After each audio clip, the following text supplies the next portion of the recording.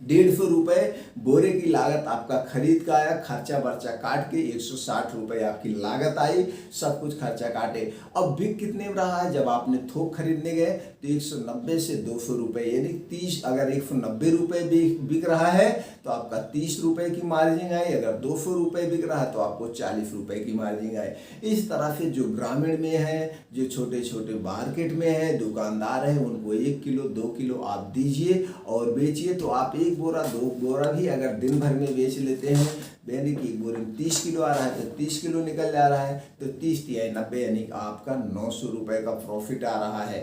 तो इस टाइम से दोस्तों आप इसको बेच सकते हैं। अगर इसी बिजनेस को आपको बड़े लेवल पे करना है तो बड़े लेवल पे करने के लिए आपको कुछ कागजात की भी ज़रूरत पड़ेगी।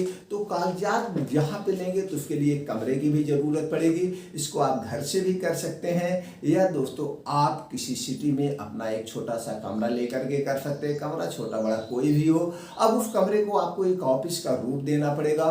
आपने उस कमरे का ऑफिस का रूप दे दिया। अब इसी में आपको कुछ डिजिटल टूल्स की भी जरूरत पड़ेगी, जैसे लैपटॉप में आपको बिलिंग सॉफ्टवेयर अपडेट करवाना पड़ेगा, जैसे जीएसटी बिल निकलने के लिए, और जीएसटी बिल निकलने के लिए आपको एक प्रिंटर की भी जरूरत पड़ेगी। अब आपका ऑफिस रेडी हो गया, ऑफिस में सारे टूल्स रेडी हो गए। अब इसी पे कुछ कागजात लेने पड़ेंगे, जैसे जीएसटी नंबर दोस्तों आप अपने द्वारा भी अप्लाई कर सकते हैं या जो सेल टैक्स में एडवोकेट होते हैं उनके थ्रू आप ले सकते हैं। अब आपको एफएससीआई फूड प्रोडक्ट होता तो आपको एफएससीआई रजिस्ट्रेशन करवाना पड़ेगा।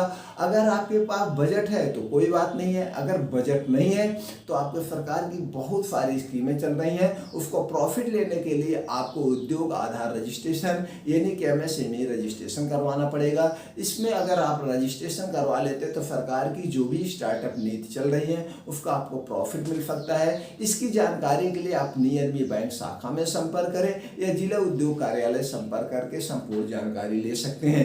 ये हो गया दोस्तों उद्योग आधार रजिस्ट्रेशन। अब आपको अगर एक ब्रांड बना करके अपने प्रोडक्ट की ब्रांडिंग करना है तो एक अच्छा सा नाम चॉइस करना पड़ेगा, और आपको ये कंपनी का एमडी या सीईओ कहलाना है तो आपको कंपनी रजिस्ट्रेशन करवाना पड़ेगा।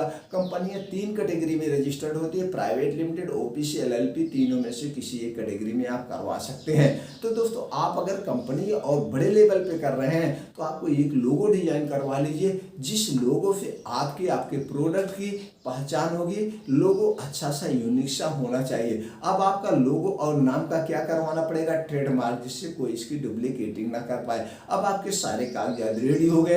अब इसमें कुछ छोटे मोटे कागजात चाहिए, जैसे दोस्तों काटा बाट का रजिस्ट्रेशन, ये आप अपने जिला से करवा सकते हैं।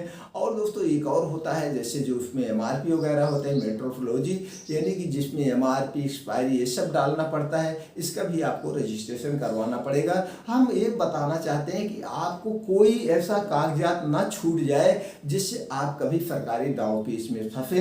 तो इसलिए जो भी बड़े बिजनेस करना तो दोस्तों सारे कागजात बनवा करके करना, जिससे कोई और टेंशन ना रहे, आप बिंदास अपने बिजनेस को करें। तो इस टाइम से दोस्तों छोटे बिजनेस को बड़े पे आप ले जा सकते हैं, इसको बड़े स्तर पे कर सकते हैं। ये सारी छोटी से बड़ी जानकारी हमने आपसे शेयर कर दी।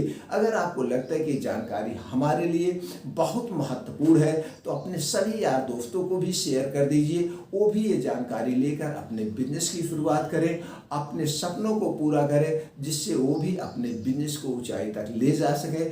आपने हमारा उत्साह बढ़ाने के लिए तो लाइक कर ही दिया होगा, चैनल को सब्सक्राइब करके बेल आइकॉन का बटन दबा दीजिए। इसी तरह से हम वीडियो बनाते रहेंगे। यह वीडियो हमारी ऑलरेडी बहुत सारी अपलोड है, वहाँ पे आप जा कर के देख सकते हैं। और दोस्तों चैनल का बेल आइकॉन की बटन ऑन कर दीजिए, जिससे कोई भी वीडियो बनाए सबसे पहले नोटिफिकेशन आपके पास पहुंच जाए। आपने जो 8 से 10 मिनट का अपना अमूल्य समय निकालकर हमारे विचारों को सुना, अपने विचार हमारे साथ शेयर किया, इसके लिए दोस्तों थैंक यू, नमस्कार।